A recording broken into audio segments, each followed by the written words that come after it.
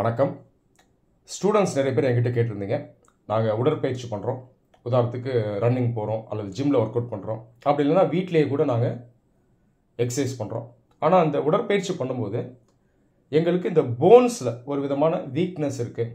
Exercise பண்ணும்போது அந்த அளவுக்கு ஸ்ட்ரென்த் இல்லை, ஜாயிண்டில் பெயின் இருக்குது. ஸோ இதை ஓவர் கம் பண்ணுறதுக்கு ஏதாவது நேச்சுரல் ஃபுட் ஏதாவது இருக்கா, இயற்கை உணவு எதாவது இருக்கான்னு கேட்டிருந்தீங்க. இந்த படத்தில் நீங்கள் பார்க்குறது ஒரு இயற்கை உணவு. இதனுடைய பேர் பிரண்டை. உங்களை நிறைய பேர் இதை ஏற்கனவே கேள்விப்பட்டிருக்கலாம். இங்கிலீஷில் இதை வெல்டு கிரேப் அல்லது அடமன் கிரீப்பர் அப்படின்னு சொல்லுவாங்க. பிரண்டை பார்த்தீங்கன்னா போன்ஸ்க்கு ரொம்ப நல்லது, எலும்புகளுக்கு நல்லது. போன் ஸ்ட்ரென்த் இதை இன்க்ரீஸ் பண்ணும். காரணம் என்னென்னா இதில் கால்சியம் இருக்குது. அது இல்லாமல் ஜாயிண்ட் ஸ்ட்ரென்த்துக்கும் இது நல்லது.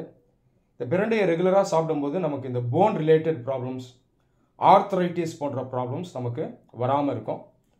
அதனால் நீங்கள் ரெகுலராக உடற்பயிற்சி பண்ணுறீங்க அப்படின்னா இந்த பிரண்டையை நீங்கள் சாப்பிடலாம். இந்த பிரண்டை பார்த்தீங்கன்னா ஒரு க்ரீப்பர் அப்படியே படர்ந்து போகும்.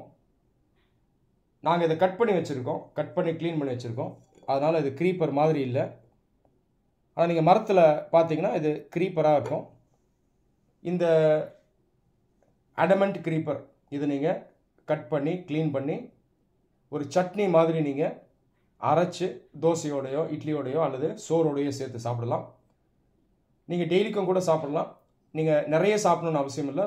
ஒரு அரை ஸ்பூன் அல்லது ஒரு ஸ்பூன் ரெகுலராக சாப்பிட்டா நம்முடைய போன் ஹெல்த்துக்கு இது ரொம்பவே நல்லது.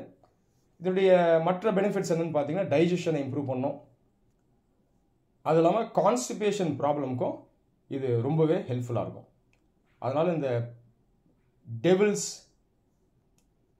பேக்போன் அடமண்ட் கிரீப்பர் பிரண்டை இதை நீங்கள் ட்ரை பண்ணுங்கள். கண்டிப்பாக இது உங்களுக்கு ஹெல்ப்ஃபுல்லாக இருக்கும். நன்றி.